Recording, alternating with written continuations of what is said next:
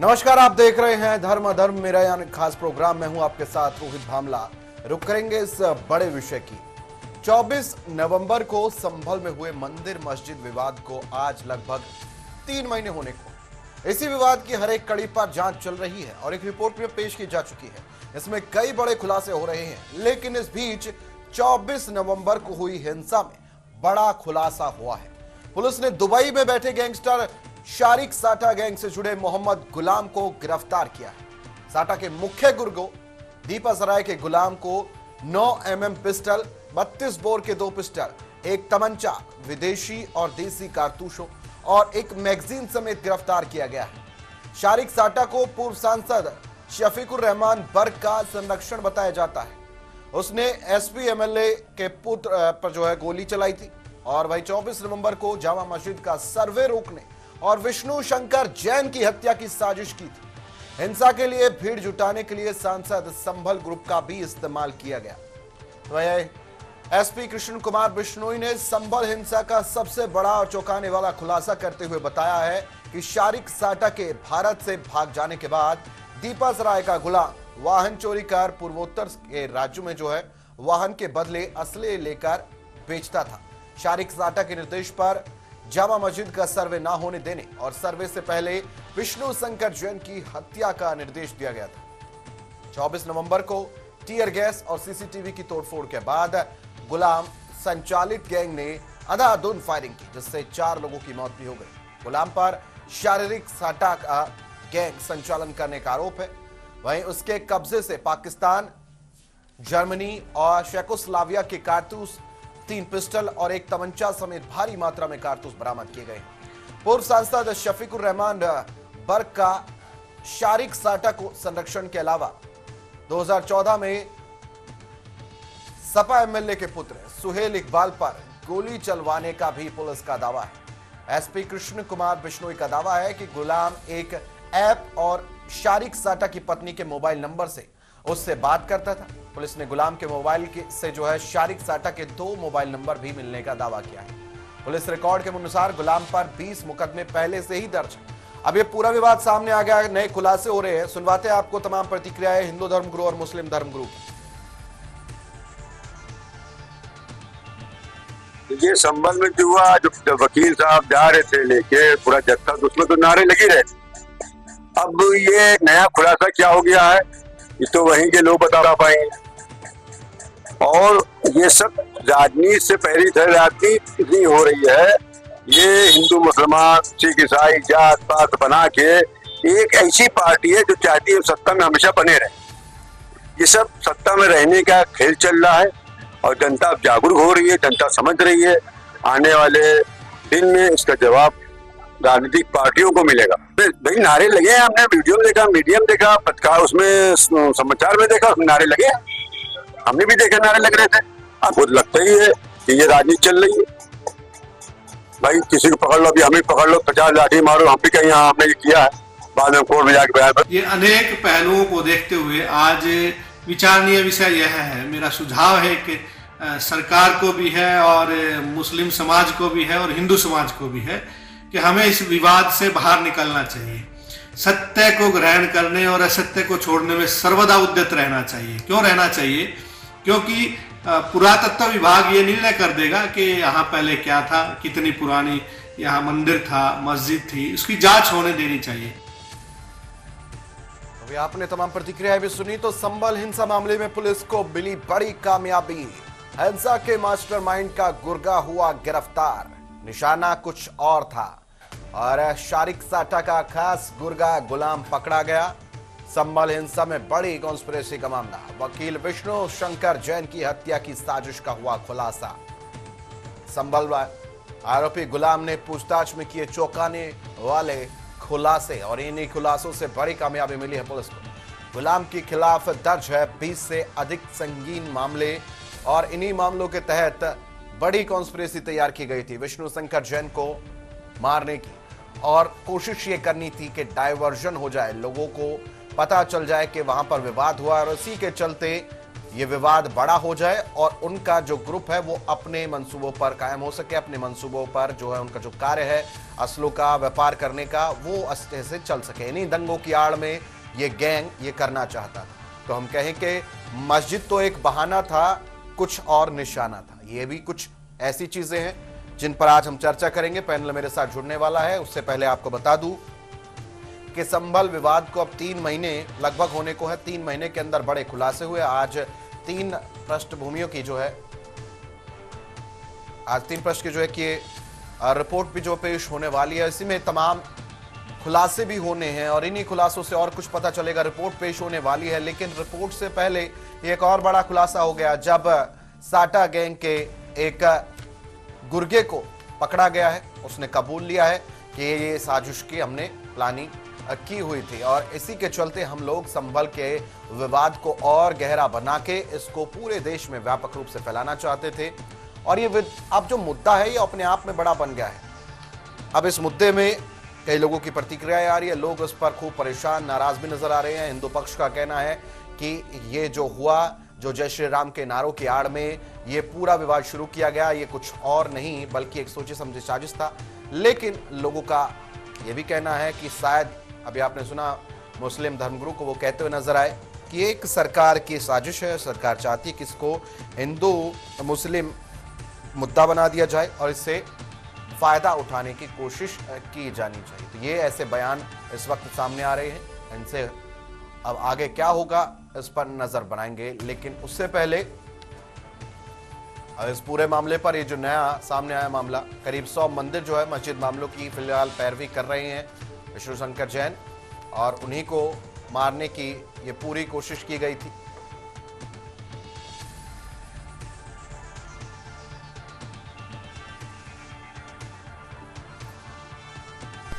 चलिए बातचीत करेंगे। पैनल हमारे साथ जुड़ चुका है।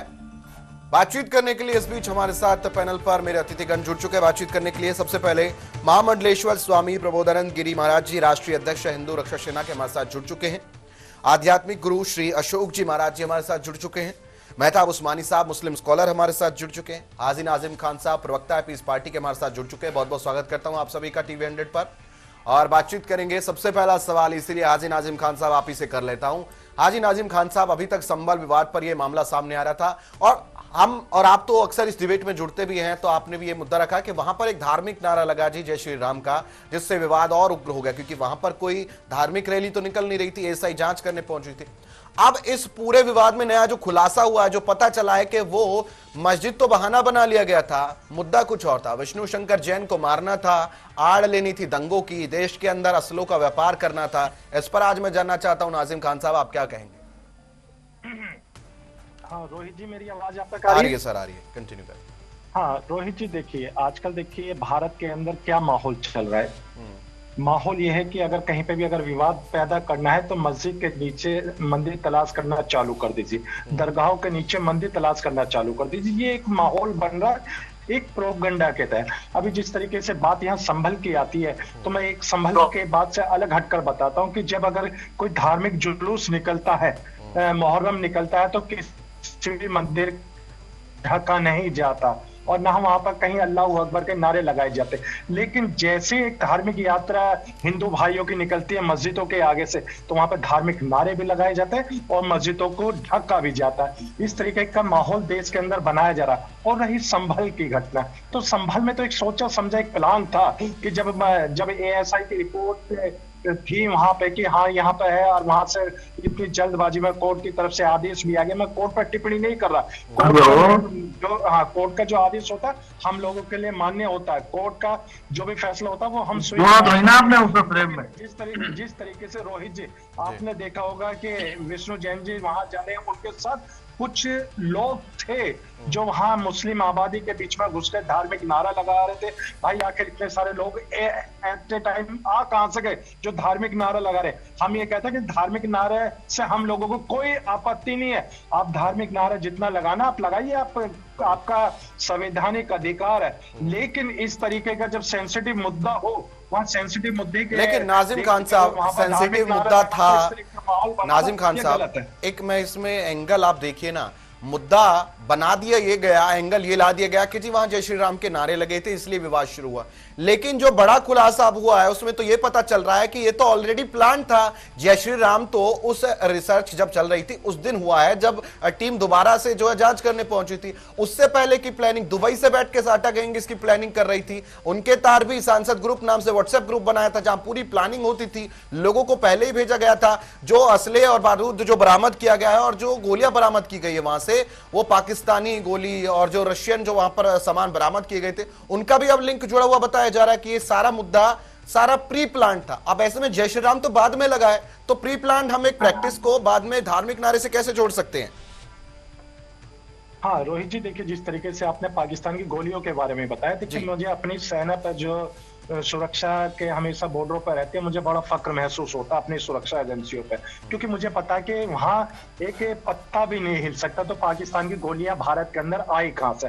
अगर आई है तो जांच का विषय, किसके थ्रू आई, कहां से आई, ये बहुत बड़ा जांच का विषय। लेकिन अगर ये कह देना कि हाँ देखें यह पाकिस्तान की गोलियां मिली हैं, पाकिस्तान के यहाँ पे इन्वॉल्व है, या अभी दुबई का जो कनेक्शन बताया गया, मेरा भारत जो मेरा मुल्क बड़ा मजबूत है। मेरा मुल्क इतना मजबूत है कि पूरी दुनिया की निगाहें मेरे मुल्क पर रहती है कि मेरे मुल्क से जो बातें निकल के आए वो अपने मुल्क के अंदर वो बातें लागू करें ताकि उनका भी मुल्क तरक्की करे। लेकिन अगर कोई हमारे मुल्क के ऊपर इस तरीके की बातें करता है तो ये बिल्कुल गलत है। और दूसरी बात यह है कि हमारी अपनी जो है भारत की जो एजेंसियां खुफिया विभाग वाली वो अलर्ट है, और जो भी होगा सबके सामने पता चलेगा। और कोई भी देश अगर नाजिम खान साहब ये कवर अप करने की आप कोशिश तो कर रहे हैं, लेकिन मैं आऊंगा आपके पास वापस, जवाब ले लेता हूं महामंडलेश्वर स्वामी प्रबोधन गिरी महाराज जी से। स्वामी जी, अभी आपने देखा कि जो पूरा संभल का विवाद हुआ, अब खुलासा हुआ है कि वहां से एक गिरोह के जो संबंध पाए गए हैं, प्री प्लान प्रैक्टिस उनकी पता चली है कि उन्होंने पहले से ही ये किया हुआ था। और लेकिन आड़ क्या दी जाती है कि जय श्री राम के नारे लगे इसलिए वो विवाद शुरू हुआ।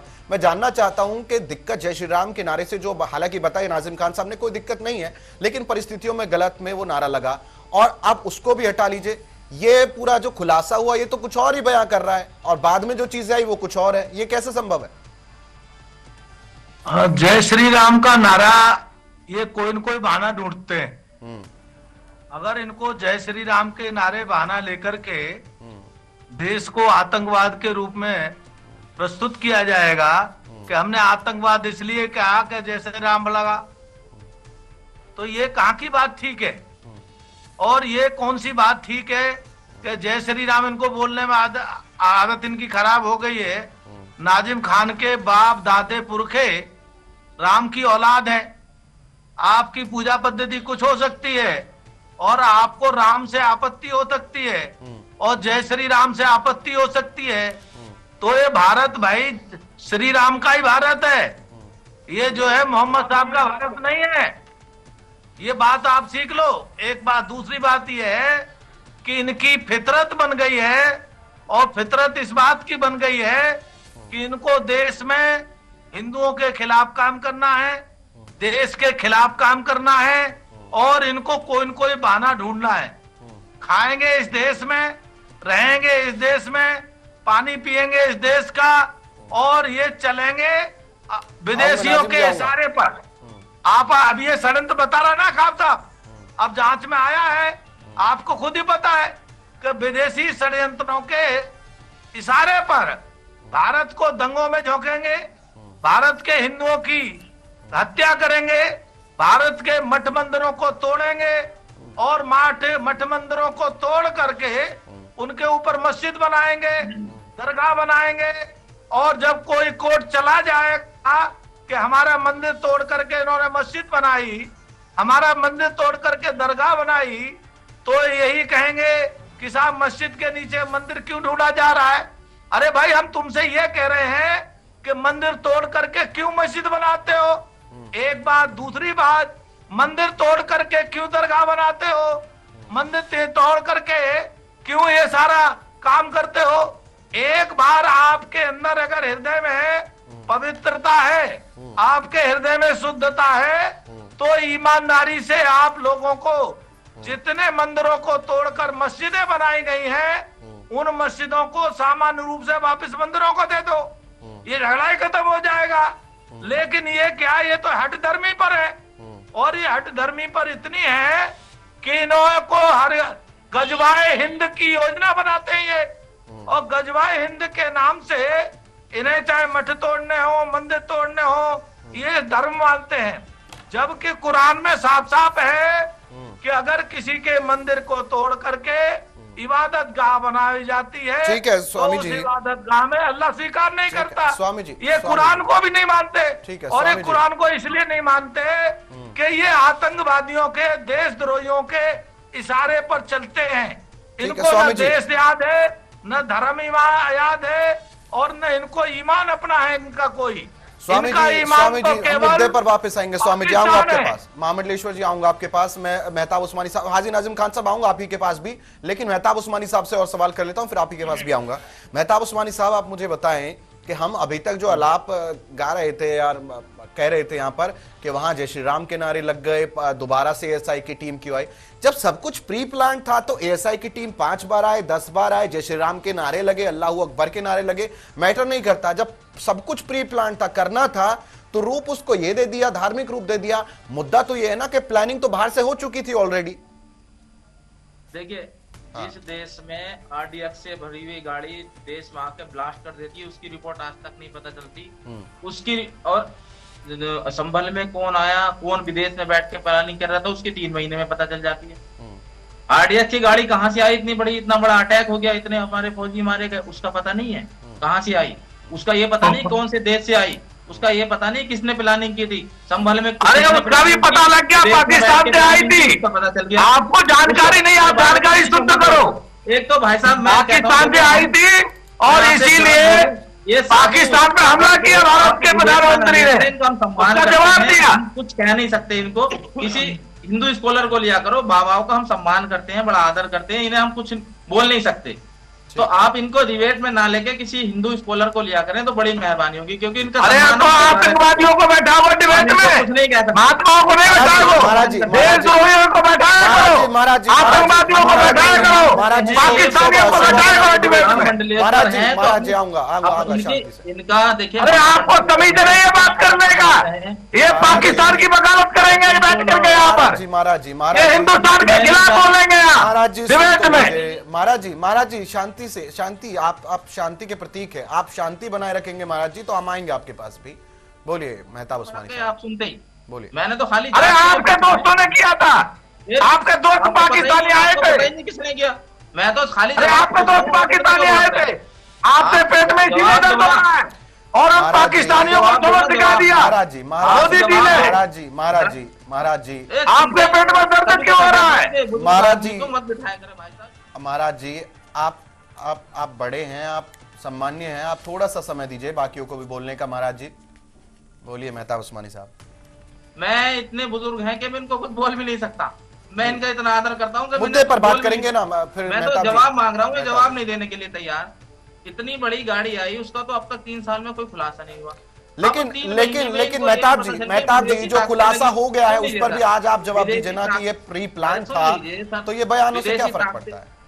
विदेशी अरे इसका खुलासा हो गया, सारी पाकिस्तान पर हमला हुआ भारत ने किया, इसीलिए किया, ये तय हो गया। आरडीएक्स पाकिस्तान से आया था। अरे चलो इनको बोलने दो फिर बाबा जी को, मैं महाराज जी, महाराज जी, आप झूठ क्यों बोल रहे हो? आप बोल ही नहीं दे रहे, आप सारा झूठ बोल रहे हैं, मैंने तो कुछ नहीं कहा। महाराज जी आप बहुत सम्मान्य है, महाराज जी, कुछ नहीं बोला। महाराज जी आप बहुत सम्मान्य, मैं अनुरोध करूंगा आपसे, आदर नहीं करते, सम्मान नहीं आप करते। अपनी बारी पर बोले। महाराज जी आप बहुत सम्मान्य है, मैं आपसे अनुरोध करता हूँ आप बारी पर बोले। मैं भी सर यही कह रहा हूँ कि बुलवाइए जी, बोलिए भारत के विरोध में नहीं बोलेंगे। मेहताब उस्मानी साहब थोड़ा सा जल्दी थोड़ा सा पेशेंस रखना चाहिए ना, बात पूरी। बोलिए सर, बोलिए जल्दी बोलिए, समय की कमी है सर। मैं सर ये 3 महीने में सारी रिपोर्टें सबमिट हो गई, ये भी पता चल गया विदेशी हाथ है, ये भी पता चल गया कौन मास्टरमाइंड था, ये सारी चीजें 3 महीने में पता चल गई। किसने करी ये रिपोर्ट सबमिट, किसने करी, कौन था उस जांच एजेंसी में, किसी को बताया? किसी को कुछ नहीं पता, बस आए एक रिपोर्ट सबमिट कर दी, देखिए जी यहाँ से विदेशी ताकतें लगी हुई थी। अरे फिर हमारी इंटेलिजेंस एजेंसी, अरे सर वो रिपोर्ट नहीं, वो गुर्गा गिरफ्तार हुआ है, उससे पूछताछ हुई है मेहताब उस्मानी जी। तो हमारी देश की सिक्योरिटी एजेंसी क्या कर रही है? फिर जवाब तो उनसे लेना चाहिए ना, जब विदेशी ताकतें हमारे देश में आके काम कर रही हैं। ठीक है श्री अशोक जी महाराज जी से सवाल करूंगा। महाराज जी, अशोक जी महाराज जी, आप बताइए कि कैसे ये जो मुद्दा है, अब इसमें देखिए हम कहें कि धर्म इन्वॉल्व नहीं है, धार्मिक नारे लग गए, लेकिन मेरा सवाल वही है अभी भी कि जब सब कुछ प्री प्लान था तो बाद में तो कुछ भी हो, क्या फर्क पड़ता है? बाद में तो जो चीजें होंगी वो तो एड ऑन प्लस ऑन होगा, फायदे की चीजें होंगी कि हाँ ये हो गया तो इसका एक एंगल ये भी जुड़ जाएगा। अशोक जी महाराज। रोहित जी, आपको मेरी आवाज आ रही है? आ रही है महाराज जी, बोलिए। सर्वप्रथम तीर्थराज प्रयाग कुंभ नगरी से आपको और आपके सभी दर्शकों को मेरी बहुत शुभकामना और प्रणाम। अब विषय पर आते हैं जी। देखिए, ये समस्या जानबूझकर उलझाई जा रही है, क्योंकि जब आपको ये ज्ञात है कि वहां किसी भी स्थान पर, संभल में नहीं और अन्य स्थान पर भी, कि स्पष्ट रूप से दिख रहा है कि मंदिर तोड़कर मस्जिद बनाई गई, तो दूसरे धर्म के लोगों को ये चाहिए बड़ा दिल दिखाते हुए कि हम सबको साथ रहना है इस देश में, और हम लोग साथ रहे भी हैं, तो थोड़ा सा बड़ा दिल दिखाते हुए इस प्रकार के विवाद न खड़ा करें और विवाद को ही समाप्त कर दें, बड़ा दिल दिखाएं और उस स्थानों को दे दें। लेकिन महाराज जी, ये बड़ा दिल तो आप लोग भी दिखा सकते हैं। बड़ा दिल तो हम लोग दिखा ही रहे हैं महाराज, तभी तो आप लोग रह रहे हैं यहाँ। देखिए, हम लोग तो आदिकाल से बड़ा दिल दिखा रहे हैं और आप के साथ रह रहे हैं। किसी हिंदू ने आज तक ये नहीं कहा कि हम किसी मुसलमान के साथ नहीं रह सकते, कहा किसी ने? तो कहने का तात्पर्य ये है कि कौन सा मुसलमान ये कह रहा है महाराज जी कि हमें नहीं रहना हिंदुओं के साथ? सुनाई पड़ता है, अक्सर सुनाई पड़ता है, तो ये कोई अभी बहस का मुद्दा नहीं है। कहने का तात्पर्य ये है कि बीच का रास्ता निकाल के प्रेम से रहा जाए। और जहां तक ये सवाल आया, जो वो गिरफ्तार हुए हैं वो अपराधी, तो ये तो लॉ एंड ऑर्डर का मामला है, इस पे सख्ती से निपटना चाहिए। बिल्कुल। और इसके तार जहां तक हैं, ठीक है, वहां तक इसके तारों पर जो है बिल्कुल संपर्क जो पकड़ा जाना चाहिए, बात होनी चाहिए। आज नाजिम खान साहब अपना पक्ष भी रखेंगे। नाजिम खान साहब, सवाल भी आपसे वही है, सब कुछ प्री प्लान था, बाद में चाहे कुछ भी हो जाए, प्री प्लानिंग से बड़ा कुछ नहीं होता।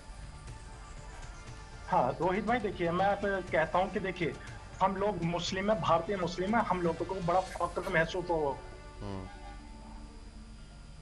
है और हम मुल्क के संविधान को मानते हैं। और देखिए, अभी बात कही गई थी मंदिर तोड़कर यहाँ मस्जिद बनाए गए, अशोक जी ने ऐसी बातें कही, तो मैं ना बता दूं कि अपनी बात में कि चलती बंदूक के दहाने पे है, हमको मालूम है हम निशाने पे हैं। तो स्वामी जी, आपको एक चीज बता दो, आप गोस्वामी तुलसीदास जी को तो शायद मानते होंगे, क्योंकि गोस्वामी तुलसीदास जी ने रामचरितमानस से लिखी थी, आपको अच्छी तरीके से पता है। तो गोस्वामी तुलसीदास जी मौजूद थे मुगल काल के अंदर, तो वो जानते थे कि यहाँ कितने मंदिरों को तोड़ा गया, कितने मस्जिदें मंदिर के ऊपर बनाई गई, लेकिन कहीं पे भी गोस्वामी तुलसीदास जी ने इस बात का जिक्र नहीं करा किसी भी ग्रंथ के अंदर। न गोस्वामी तुलसीदास जी ने यह बताया कि यहाँ संभल के अंदर यहाँ हरिहर मंदिर को तोड़कर शाही जामा मस्जिद बनाएगी, ऐसा गोस्वामी तुलसीदास जी ने अपने किसी भी ग्रंथ के अंदर जिक्र नहीं करा। और ऐसी अयोध्या की बाबरी मस्जिद की ना तो उसका भी उन्होंने कहीं ना कहीं जिक्र नहीं करा। लेकिन क्या एक प्रोपगंडा बना लिया गया है कि यहाँ मुगलों ने मंदिर तोड़कर मस्जिदें बनाई गई है, इस तरीके की बातें हो रही है।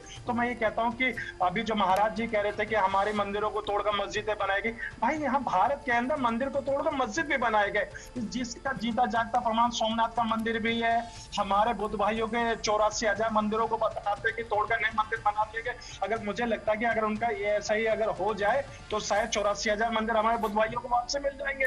लेकिन नाजिम खान साहब, इसी मुद्दे पर मैंने 10 डिबेट की होंगी, 10 डिबेटों में आप जैन मंदिर और मठ मंदिर इन्हीं पर चर्चा करते। आज का विषय बहुत अहम है नाजिम जी, बहुत बड़ा खुलासा हुआ है। हम अभी तक तो ये कह रहे थे कि जी वहां वजह ये रही कि वहां उकसाने की कोशिश की गई, एएसआई टीम तीसरी बार क्यों गई, दूसरी बार क्यों गई, अभी तक सब ये चल रहा था सर, एंगल ये था। अभी मैं कह रहा हूं कि एंगल ही ऐसा आ गया कि सब कुछ प्री प्लान था, दुबई से बैठे हुए गैंग ने ये सब कुछ सोच रखा था। अच्छा नाजिम खान साहब, इसमें एक खुलासा और ये हुआ कि जी जी जी जी नाजिम खान साहब कंप्लीट करने दीजिए मुझे, मैं आ रहा हूं। साटा गैंग का संपर्क किससे मिलता है? शफीकुर रहमान बर्क से, जो कि उस वक्त में अब उन्होंने देखा कि उनसे संपर्क अच्छा था इनका, और तब एक सपा के जो विधायक थे उनके बेटे की हत्या करवाने का काम भी इन्हीं साटा गैंग ने किया था। संपर्क उनसे अच्छे थे, संरक्षण उनका था समाजवादी पार्टी का। जियाउर रहमान बर्क, आप देखिए संबंध कैसा है, और व्हाट्सएप ग्रुप बनाया हुआ था बकायदा, जिसका नाम संबल ग्रुप था, संबल सांसद ग्रुप था। तो ये आप देखिए पूरी कॉन्स्पिरेसी कैसे रची गई है। हाँ रोहित जी, देखिए मुझे लगता है कि कहीं ना कहीं जो विदेशों की जो बातें यहाँ हमारे देश के अंदर करी जा रही है, तो हमारी जो खुफिया विभाग है उसको कमजोर करा जा रहा है। उनको कमजोर करने का मतलब यह है कि हमारे मुल्क को कमजोर करने की एक प्री प्लानिंग चालू हो गई है। और जबकि मैं तो कहता हूँ कि मेरा मुल्क बहुत मजबूत है, हमें अपने खुफिया विभाग जो है उस पर इतना फख्र महसूस होता है कि अगर सुई गिरेगी तो तलवार की आवाज उनको सुनाई देती है। तो फिर यहाँ पर इतनी बड़ी प्लानिंग कैसे हो जाती है? जैसे अभी उस्मान साहब ने एक बात कही थी आरडीएक्स की, तो आरडीएक्स में पुलवामा अटैक की भी बात इन्होंने करी थी, उसका तो खुलासा नहीं हो पाया, लेकिन हमारे महाराज जी ने पाकिस्तान का कनेक्शन बता दिया। तो मैं कहता हूं कि हमारी जो मौजूदा सरकार है उसको भी शायद स्वामी जी का प्रभुनंदन गिरी जी बता देंगे तो बहुत अच्छा होगा कि हाँ जी देखो उनका हाथ है। लेकिन खैर मुद्दे पे बात आ जाती है। मैं ये कहता हूँ कि संभल के अंदर जो जिस तरीके की बातें हुई है, यहाँ पर कहा जा रहा है कि हाँ देखिए एक ने स्वीकार कर लिया, तो मैं ये कहता हूँ रोहित जी, जिन्होंने धार्मिक नारे लगाए थे उस भीड़ के अंदर, उनको भी गिरफ्तार करना चाहिए था। जिन्होंने इस तरीके का माहौल बनाने की कोशिश करी गई थी जिसमें संभल के 5 घर के चिराग बुझ गए थे, उन पे भी अगर जांच बैठ जाती तो शायद ये पता चल जाता कि संभल के अंदर प्री प्लानिंग बना कौन रहे थे। हम विदेशों को नहीं मानते क्योंकि हम अपने से भारत को मानते हैं, क्योंकि हमारा भारत जो है पूरी दुनिया का सबसे ताकतवर मुल्क होने के लिए जा रहा है। हम अपने भारत पर यकीन करते हैं और फख्र से महसूस करते हैं कि हम भारतीय हैं। तो जब हम भारतीय हैं रोहित जी, तो हम विदेशों की क्यों बात करें? हम अपने देश के मसले, अपने देश बिल्कुल देश की बात करेंगे नाजिम जी, देश की बात करेंगे। आप जा तो नहीं रहे, आप हैं ना हमारे साथ बने हुए हैं ना कुछ देर के लिए अभी? हाँ मैं कुछ समय के लिए हूँ सर। ठीक है नाजिम जी, आपने कहा कि विदेशों की बात हम ना करें, देश की बात करें। तो जब हम दाऊद इब्राहिम की बात करते हैं या हम लॉरेंस बिश्नोई गैंग की बात करते हैं, चाहे दाऊद इब्राहिम बाहर है, लॉरेंस बिश्नोई जेल के अंदर है, ये ऐसे ग्रुप्स हैं जो आज कुछ भी करा देते देश के अंदर, तो चर्चा तो होगी ना सर। और संभल के विवाद की आपने बात की, जय श्री राम के नारे लगाने वालों को भी सजा होनी चाहिए। आप कॉन्स्पिरेसी नहीं समझ रहे नाजिम जी, वजह क्या है ना यहाँ पर कि वो सारा चीजें जो हैं, आप वहां देखिए जब पहुंची टीम तब ये सारी चीजें हुई, जब एग्जैक्ट चीजें प्लानिंग हो चुकी। अच्छा एक इसमें खुलासा और पुलिस ने यह भी किया था कि जो लोग जो वहां के निवासी थे, मुस्लिम लोग जो वहां के हैं, वो एज इट इज वहां अपने घरों में है, वो कहीं गए नहीं है, अभी भी घरों में हैं। और जो लोग बाहर से आए थे, पूरी प्लानिंग करके आए थे और उनके रिश्तेदार वहां रहते थे, उनके घरों पे ताला है आज भी। तो ये आप देखिए वो लोग फरार भी है। तो आप देखिए मुद्दा क्या है ना कि जो लोग बेचारे फंस गए वो लोग अभी भी वही है, वो कहीं नहीं जा रहे। उनका कहना कि हम क्यों जाए भैया, हमारी क्या गलती है, हम लोग तो अपने ही घरों में थे। जो लोग आए थे, जिन्होंने ये शुरुआत की थी, छतों पर पत्थर कहां से पहुंचे, महिलाओं को ये मैसेज कहां से मिला कि आपको छतों से पत्थर फेंकना है, बच्चों को पीछे रहना है, ये सब आपको एक सोची समझी साजिश अगर नहीं लगती है और आपको लगता है कि हमें बाहर के कनेक्शनों के बारे में नहीं बात करना चाहिए, तो संविधान कहां बच गए नाजिम जी?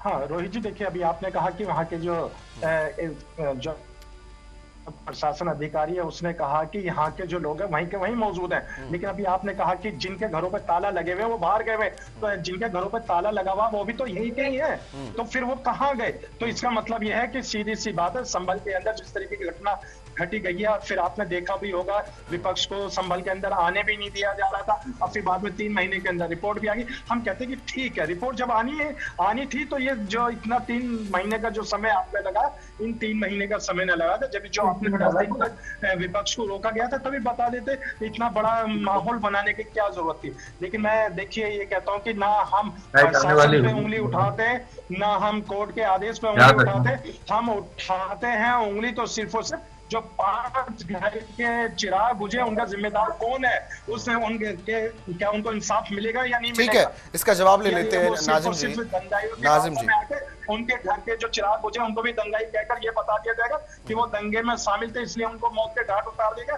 5 घरों के चिराग क्या वापसी आ सकते हैं? रोहित भाई, हमारा सवाल यह है, ना हम प्रशासन पे सवाल कर रहे, ना हम मौजूदा सरकार पे सवाल। स्वामी जी से जवाब ले लेते हैं, जो कोर्ट का आदेश आया था। नाजिम जी, स्वामी जी के पास में जाना चाहूंगा। स्वामी प्रभुनंद महाराज जी, गिरी जी, आपने सुना नाजिम खान साहब कह रहे थे कि जो 4-5 घरों के चिराग बुझ गए उनकी जिम्मेदारी कौन लेगा? अगर सब कुछ प्री प्लान था भी तो जिन लोगों ने जान गंवाई उसका जिम्मेदार कौन है?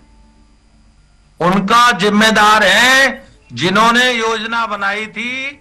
और जो आप उजागर कर रहे हो कि ये प्री प्लान योजना हुई थी, उस प्री प्लान योजना के अंतर्गत ये लड़के आए थे और इन्होंने वहां उपद्रव किया और तो जिम्मेदार वही है जो इनको लेके आए। एक बात। दूसरी बात, ये कहते हैं कि जय श्री राम वालों पर जो है कार्रवाई होनी चाहिए। इनको थोड़ी बहुत अकल होनी चाहिए। भारत का एक एक व्यक्ति जय श्री राम का है और जय श्री राम का नारा देश की धरती पर कण-कण में लग सकता है, हर जगह लग सकता है। और ये जय श्री राम को भी अपराध बता रहे हैं। इनको थोड़ी बहुत भी लिहाज नहीं है। जरा सी भी टीवी पे बैठ करके कह रहे हैं जय श्री राम लगाना अपराध है। इतने ज्यादा और क्या इनकी धूर्तता हो सकती है? इससे ज्यादा इनकी बेशर्मी क्या हो सकती है? ये अल्लाह अकबर करेंगे, ये अपराध नहीं है। जय श्री राम बोलना अपराध है। ये थोड़ी बहुत भी लिहाज करनी चाहिए आपको। और आप इसमें बैठते हो, मुद्दे होते हैं वहाँ पे प्रशासन को अलर्ट रहने। अरे जय श्री राम लाना सेंसिटिव नहीं है। अरे नसीम खान, जय राम भारत के आदर्श है, राम भारत के आदर्श है, राम भारत के कड़कड़ में है, राम भारत के जन जन के राम है। आप बोलते क्या है? आप बोलने से पहले अपनी जबान पर लगाम लगा के रखिए। संविधान यहाँ के संविधान में राम का फोटो है, संविधान में ही है। आपकी संविधान की बात कर रहे हैं, पाकिस्तानी संविधान की बात कर रहे हैं क्या? हिंदुस्तान के संविधान में जय श्री राम बोलना कानूनी अपराध नहीं है, कानून में आता है। ये कौन सा आप कानून है? आपका कौन सा संविधान है जिस संविधान की आप वकालत कर रहे हैं? आपने कोई पाकिस्तान के इशारे पे नया संविधान बना रखा है क्या? डॉक्टर भीमराव अम्बेडकर साहब के संविधान की बात करते हैं। मैं आपको पूछता हूँ, आपने पाकिस्तान के इशारे पे कोई नया संविधान बना रखा है क्या? भारत के संविधान में राम कहने का अधिकार है। जाइए तो सही। अरे भारत के संविधान में आप सुन लो, अरे संविधान पढ़ो। भारत के संविधान में किसने कहने का अधिकार है? हमको जय श्री राम बोलने का सब जगह अधिकार है। आप गलत मत बोलिए, कम से कम ठीक से बोलिए और संविधान पढ़ के आइए। अरे संविधान लेके आइए। कौन सा संविधान में लिखा है? सेंसिटिव बात है जो आप अरे क्या सेंसिटिव होता है? राम की नाम लेना क्या सेंसिटिव होता है? तुम्हारा मंदिर तोड़ना सेंसिटिव नहीं है। क्या मतलब आप देश मैं मंदिर को तोड़ करके 50,000 मंदिरों को तोड़ के आपने 50,000 मंदिरों को तोड़ के मस्जिद बनाया। ये गंभीर मामला नहीं है। ठीक है, जय श्री राम बोलना गंभीर है। स्वामी जी शांति। आपका ओवैसी खुद बताता है, हम नहीं बता रहे। ओवैसी ने महाराज जी कि 5,000 मंदिरों को तोड़ करके मस्जिदें बनाई गई। ये ओवैसी की लिस्ट है और आपकी तो हृदय में दया नहीं है। हमने तो ये कहा था कि आप 3 दे दीजिए, अयोध्या दे दीजिए, मथुरा दे दीजिए, काशी दे दीजिए। आपने अयोध्या, मथुरा, काशी को नहीं दिया तो आज आप पूरे देश में मांगेंगे लोग। आप अभी 1-2 मस्जिद की बात कर रहे हो और देश की 50,000 मस्जिदों के नीचे जो मंदिर दबे हैं सारे देश के वासी लोग निकालेंगे। आप रोक नहीं सकते। ठीक है महाराज जी, बोलिए सर जल्दी। हाँ रोहित भाई, मेरी नमाज का वक्त हो रहा है। और अब आपसे लोग डरेंगे नहीं। ठीक है। अब आप डराने की महाराज जी उनको जाना एक आखिरी कमेंट देके जा रहे, फिर आप ही सबसे बात कर रहे हैं। डराने की बात ना बोले। अरे महाराज जी बोलने दीजिए। डराने की बात बंद करो, अभी आपको कह रहा हूँ मैं। ठीक है महाराज जी, ठीक है। अच्छा यही है, प्रेम की भाषा प्रयोग करो। ठीक है महाराज जी, हम कभी नहीं कहते गल्ला मत कहो। महाराज जी वो जा रहे हैं, लेकिन तुम कहते हो राम मत कहो। अरे महाराज जी जा रहे हैं, वो एक बार आखिरी कमेंट देंगे। बोलिए नाजिम खान साहब।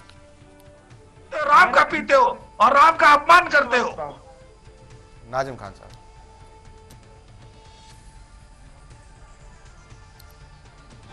नाजिम खान साहब से संपर्क टूट चुका है। नाजिम खान साहब फिर करेंगे।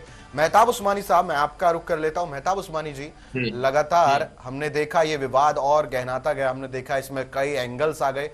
जो ये एंगल अब बड़ा सामने आया है, इसको हम कैसे नकार सकते हैं? अगर ये हुआ है तो हम इसको नकार कैसे सकते हैं? चीजें गलत डायरेक्शन में गई, लोगों को भड़काने का काम किया गया, लेकिन अंत में क्या कहा गया कि जी इसलिए विवाद हुआ क्योंकि जय श्री राम का नारा लगा। इससे भी अलग हट जाए, कहे कि वहां टीम दोबारा क्यों गई? अरे जांच के लिए जा सकती थी, कितनी बार भी जाए, और उसका क्या हम कोई रोक टोक नहीं हो सकता, वो संवैधानिक चीज है। लेकिन मुद्दा ये है जी, चलिए बोलिए मेहताब उस्मानी जी बोलिए। जवाब दे देता हूँ। पहले बाबा जी से कहना बीच में ना बोलिए। देखिए, पहली बात तो ये, जब पहली बार सर्वे हुआ कोई भी बात नहीं हुआ। दूसरी बार सर्वे हुआ तो दुबई से विष्णु शंकर जैन जी को फोन आया कि जाओ दोबारा सर्वे करो, हम विवाद करेंगे। प्लानिंग तो यही होती है ना, क्योंकि दुबई से उनको बोला गया जाओ दोबारा सर्वे करो। पहली बार जब सर्वे हुआ कोई विवाद नहीं हुआ, तो दोबारा सर्वे में विवाद कैसे हो गया? उनको कैसे पता चला दोबारा सर्वे होने वाला है, इतनी जल्दी सर्वे होने वाला है? दूसरा, किसने फोन करा दुबई से कि जाओ आप सर्वे करो और वहां नारे लगाना? देखिए, जब जवाब नहीं होता तो राम को बीच में ले आते हैं। अरे तुम भगवान का इस्तेमाल क्यों करते हो बीच में? आप उस पे करो ना, जो तो मेहताब उस्मानी साहब उस पे बहस करो। तो मेहताब उस्मानी साहब, तो क्या मेरा बड़ा सिंपल सा सवाल है जी, जब पहली बार सर्वे हुआ कोई विवाद नहीं हुआ, दूसरी बार सर्वे हुआ तो ये कैसे पता चला कि दूसरी बार सर्वे होने वाला है और विवाद होगा? आप मुझे ये बताइए, दुबई में बैठे हुए आदमी को कैसे पता चल गया कि जज आज ये कहेगा सर्वे के लिए और आज ही टीम जाएगी और आज ही विवाद होगा? सिर्फ इसी वजह से उनको मरवाने की प्लानिंग की गई? सिर्फ इसी वजह से?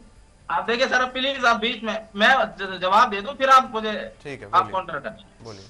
तो दूसरी बात ये, विदेश, आपने ये तो साबित कर दिया कि इसमें विदेशी ताकतें थी। ताकतें कैसे शामिल हुई जब उनके पास डेटा ही नहीं था? कोर्ट की कार्रवाई का पता कैसे चल गया विदेश में बैठ के कि कल उसके लिए सर्वे के लिए टीम जा रही है और विवाद होगा? लोगों को पत्थर कैसे का पता कैसे चल गया कि आज ही टीम आई, आज ही पत्थर रखो? ठीक है, ये कैसे पता चल गया? और दूसरी बात ये, विष्णु शंकर जैन के साथ ये आदमी क्या करने गए थे वहां टीम के साथ? चलिए वो चले गए, नारे लगाने की क्या जरूरत थी? वो चाहे किसी के भी नारे लगाए। मैं अब राम को बीच में मत लाना प्लीज, अपने भगवान को आप बीच में मत लाया करो, क्योंकि भगवान का जो दर्जा है बड़ा ऊंचा है, आप उनको बीच में ना लिया। आप राम का अनादर मत करना, बस बीच में बोलने लगे फिर आप बोले, मैं नहीं बोला ना, आप बीच में मत बोलो। आप प्लीज आप जवाब देना, बोलो मत। मैंने आपसे कहा मैं पूरी बात कर लेता हूँ, फिर आप जवाब देना। अब पत्थर कैसे आए उनके हाथ में जब उनको यही पता नहीं था कि सर्वे आज होने वाला है? तो उनको पत्थर कहां से आ गए उनके हाथ में? दूसरी बात ये।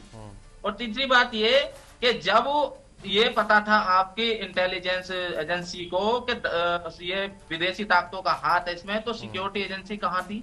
क्यों इंतजाम क्यों नहीं किए गए? पुलिस के इंतजाम कर पूरी सिक्योरिटी होनी चाहिए थी। जब आपको पता था पत्थर फेंकेंगे, जब सारी चीजें आपको एडवांस में पता होता है तो फिर आप इंतजाम क्यों नहीं करते उस चीज? एडवांस में कहां पता था मेहताब जी? आपने तो कहानी को शून्य पर ला दिया, उल्टा घुमा दिया। रिपोर्ट आई सर, प्लीज एक मिनट अभी जवाब देना। एक रिपोर्ट आई कि विदेशी ताकतें इसमें लगी हुई थी, विदेशी गैंग इसमें लगे हुए थे। तो विदेशी गैंग को ये कैसे पता चल गया कि कोर्ट में आज दूसरी तारीख देने वाले हैं? आप ये बताइए, किसने बात लीक करी? मुस्लिम पक्ष तो था नहीं कोर्ट में, हिंदू पक्ष था, विष्णु शंकर जैन थे। तो विष्णु शंकर जैन से जैसे जांच एजेंसी ये पूछे कि आपने ये बात कैसे लीक हो गई दुबई तक कि भाई आज सर्वे होने वाला है मस्जिद का, ये बात लीक कैसे हुई? ये पॉइंट है ना। आपने सर्वे की रिपोर्ट तो दे दी, मान ली हमने, चलिए जी विदेशी ताकतें हैं। भाई विदेशी ताकतें कैसे इन्वॉल्व हुई? उन पे इंफॉर्मेशन कैसे चली गई कोर्ट की? ये भी तो सवाल पैदा होता है ना। और 5 लोग जिनकी हत्या हुई, क्या वो साजिश में शामिल थे? उनकी रिपोर्ट सबमिट क्यों नहीं करी पुलिस ने अब तक कि कौन थे वो? गुनाहगार थे, बेगुनाह थे? आपके मेहताब उस्मानी साहब, आपके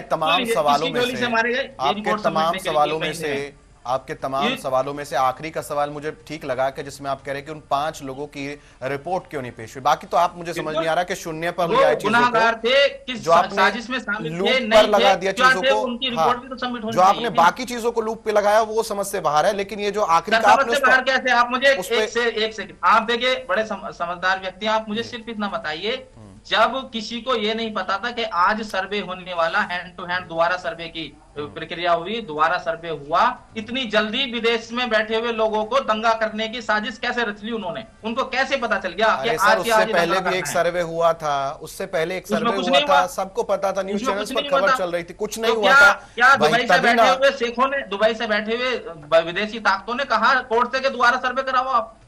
आप ये कहना चाहते अरे हो? सर, उन्होंने कहा कि इस बार कुछ नहीं आप हुआ, समझ अगली नहीं बार रहे करते मेहताब जाओ। उस्मानी साहब, आप गलत डायरेक्शन में ले जा रहे हैं बात। नहीं ये नहीं, गलत डायरेक्शन नहीं सर, ये डायरेक्शन सही है, लेकिन आप समझना नहीं चाहते। ठीक है, क्या चलिए दुबई में बैठी हुई ताकतों ने आपको कहा ऐसा कौन से लगता है दोबारा तो सर्वे ऐसा करा हुआ? मान लेते हैं मेहताब जी। जब पहली बार सर्वे में कुछ नहीं हुआ तो दोबारा कैसे हुआ? अरे सर, सर्वे हम तो है, सवाल- हम तो- कितनी बार भी हो आप- सकता है, हम तो ये आपका मैं थोड़ी पूछने तय के सवाल- करूंगा, मैं थोड़ी तय करता सर, हूँ। वहाँ के एसपी से सवाल पूछिए, वहाँ के डीएम से सवाल पूछिए, वहाँ के सीओ से, जो खुलेआम आज तक का रिकॉर्ड है, कभी कोई पुलिस वाला ऐसे बयान नहीं देता जो वो सीए दे रहा था कि हम मरते क्या, गोली नहीं चलाते तो क्या करते। भाई ऐसे लोगों से सवाल पूछिए जब सारी ठीक है। चीजें आपको एडवांस में पता था। ठीक तो है महाराज आपने जी से सुरक्षा जवाब कर लेते एजेंसियों को हैं। अलर्ट क्यों अशोक नहीं जी किया? महाराज, अशोक जी महाराज जी, अभी क्योंकि आपने सुना क्या कुछ कह रहे थे मेहताब उस्मानी साहब, अब आप मुझे बताइए, जो एक उनका जायज क्वेश्चन है वो तो मैं भी रखूंगा कि जो लोग इसके अंदर, जिन लोगों की हत्या हुई और जिन 4-5 लोगों की हत्या हुई है, उसका क्या होगा, उस पर क्या कुछ आगे कार्रवाई होगी?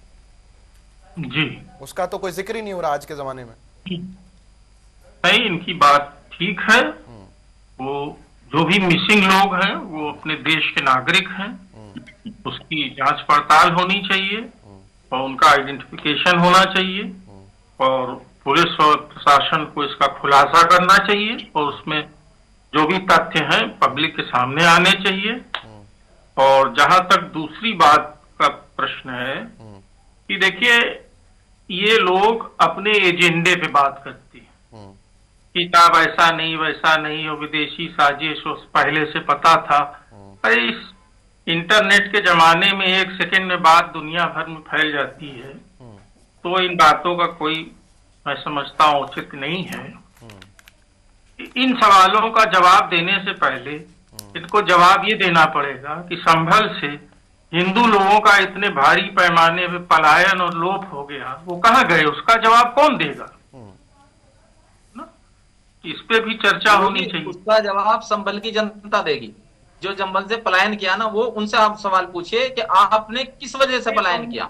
आप उनसे पूछिए ना सवाल। मैं बड़े आपसे बड़े विनम्रता से कह रहा हूँ, एक बार आप उनसे भी सवाल कीजिए जो हिंदू लोग वहां से गए हैं कि भाई आप क्यों गए, आपको क्या परेशानी? मैं बताता हूँ स्वामी जी पूछिए तो सही एक बार आप उनसे। बोलिए, स्वामी जी जवाब देंगे अब। स्वामी जी वो सब दो तीन बात इन्होंने कही। जी, एक बात तो इन्होंने कही कि इतनी जल्दी पता कैसे ले गया। महाराज जी ने भी कहा, यहाँ जो दुबई के एजेंट बैठे हुए हैं, जो यहाँ दुबई के लोगों की वकालत करते हैं, उनके तार जुड़े रहते हैं और सारे दिन इसी काम में व्यस्त रहते हैं, और वो 1-1 सेकंड की खबरों को विदेश पहुंचाते हैं। पहली बात। दूसरी बात, ये जो कह रहे हैं कि 5 लोग मरे, मरने किसी के भी नहीं चाहिए, ये तो ठीक ही नहीं है, लेकिन वहां मरने का कारण क्या बना, वहां क्यों गए वो, आप ये पूछो, इनसे पूछना चाहिए और ये जांच होनी चाहिए, वहां क्यों गए। दूसरी बात, वहां जो दंगाई आए, दंगाइयों के हाथ में विदेशी हथियार थे, दंगाइयों के हाथ में विदेशी असले थे, तो ये महाराज कहां जी, से आए, ये भी जांच होनी चाहिए। देखिए महाराज जी, समय और ये खत्म हो पुलिस चुका पर है हमला आज की करने के डिबेट लिए का। आए। महाराज जी, इस पर तो हमने बहुत डिबेट्स की महाराज जी, हमने बहुत डिबेट की, लेकिन आज देखिए समय की समाप्ति है महाराज जी। तो मेरे इस पूरे शो की एक रिवाज है सर। महाराज जी मैं माफी चाहूंगा, समय समाप्ति हो चुकी है महाराज जी, समय की समाप्ति हो चुकी है और मेरे शो का रिवाज है अंत में, क्योंकि ये डिबेट बहुत गर्म हो जाती है, तो मैं चाहता हूं, अक्सर मेरे डिबेट की जो रिवाज है 4 पंक्तियां मैं अर्ज करवाता हूं। मैं चाहता हूं कि अशोक जी महाराज जी कुछ 4 पंक्तियां जो आप चाहें कि गंगा जमनी तहजीब बनी रहे, उसको लेकर 4 पंक्तियां आप अर्ज करें। आपको बता रहा हूं स्वामी जी, प्रबोधानंद गिरी जी, समय समाप्ति हो गई सर। मैं 4 पंक्तियां चाहता हूं कि अशोक जी महाराज जी आप अर्ज करें, जिससे कि हम देखें कि एक शांति बनी रहे। मेरे डिबेट का ये पूरा रिवाज है, मैं चाहता हूं 4 पंक्तियां, 4 लाइनें आप जो है अर्ज करें।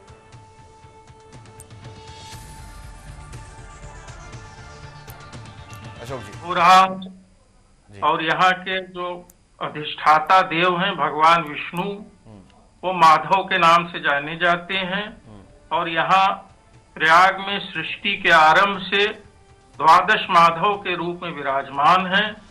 हम श्री भगवान के चरणों में प्रार्थना करते हैं कि सभी मनुष्यों को सद्बुद्धि दे और हम सब साथ मिलके प्रेम से रहें। बहुत बहुत शुक्रिया महाराज जी आपका, आप सभी का। मेहताब उस्मानी साहब, महामंडलेश्वर स्वामी प्रबोधन गिरी जी, बहुत बहुत शुक्रिया आप सभी का हमारे साथ जुड़ने के लिए, कीमती समय देने के लिए। आज ये था धर्माधर्म हमारा खास प्रोग्राम, जिसमें हमने जाना कि आखिर संभल के अंदर हुए इस बड़े खुलासे के अंदर कॉन्स्पिरेसी कहां से शुरू हुई, कहां से प्लानिंग शुरू होती है, प्लानिंग कहां खत्म होती है, कौन सा एंगल सामने आता है। अब इस थर्ड एंगल पर अभी जांच जारी है, देखना होगा क्या कुछ सामने आता है। धर्माधर्म में इतना ही, बने रही मेरे साथ।